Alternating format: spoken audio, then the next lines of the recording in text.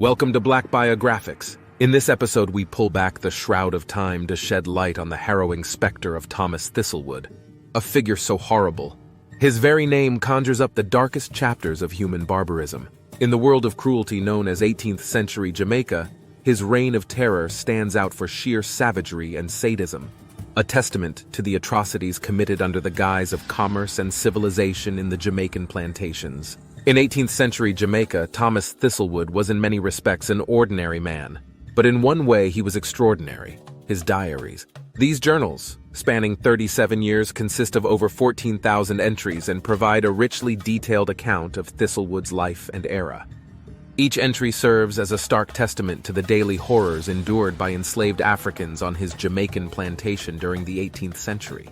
Written with chilling precision, these pages offer a deeply unsettling glimpse into the soul of a man driven by a relentless pursuit of control through fear and punishment.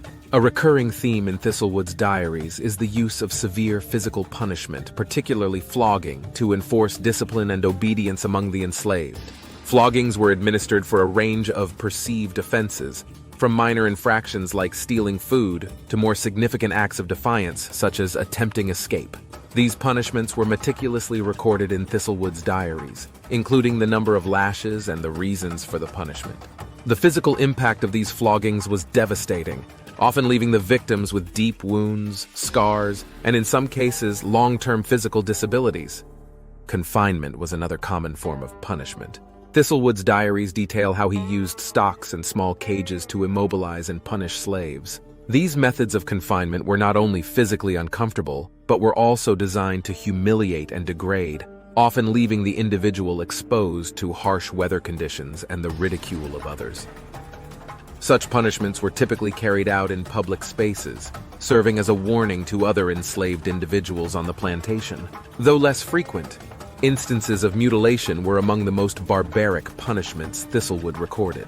Mutilation, such as cutting off parts of an ear, was a deeply symbolic act, permanently marking the enslaved as disobedient or troublesome. This form of punishment was intended to be a lasting reminder of the enslaved person's status and the consequences of defying authority. The most notorious punishment mentioned in Thistlewood's diaries is Darby's dose. This involved forcing one slave to defecate in the mouth of another, then gagging the victim for hours.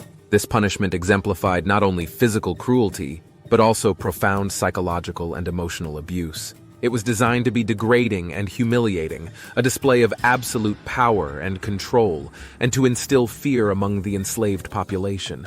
Beyond physical punishments, Thistlewood's diaries reveal a disturbing pattern of sexual exploitation. His documented sexual encounters with 138 enslaved women highlight the deeply rooted power imbalances on the plantation. These relationships, often non-consensual, further dehumanize the enslaved women, reducing them to objects of Thistlewood's desire and control. This aspect of his diaries underscores the intersection of gender, power, and exploitation within the plantation system. The documented cruelties in Thistlewood's diaries were not isolated incidents, but were reflective of the broader systemic issues of the time. The brutality and dehumanization were integral to maintaining the plantation system and the economic interests it served. These diaries provide critical insight into the everyday realities of slavery, including the normalization of violence and the mechanisms used to enforce the social hierarchy and control over the enslaved population. Trevor Bernard in Mastery, Tyranny, and Desire provides a broader context to Thistlewood's actions, arguing they stemmed from the white settlers' need to dominate an overwhelmingly enslaved population. While Thistlewood occasionally showed signs of humaneness, such as his relationship with Phoeba, his mistress, these instances were exceptions in an otherwise ruthless regime.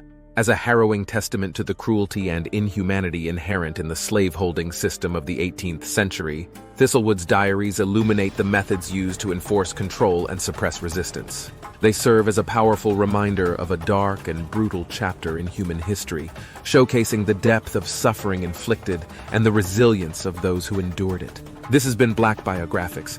If you enjoyed learning about Thomas Thistlewood and the Black struggle against oppression and terror, please give this video a thumbs up and share it with others who might find it interesting. Thank you once again for your support, and we'll see you in the next video.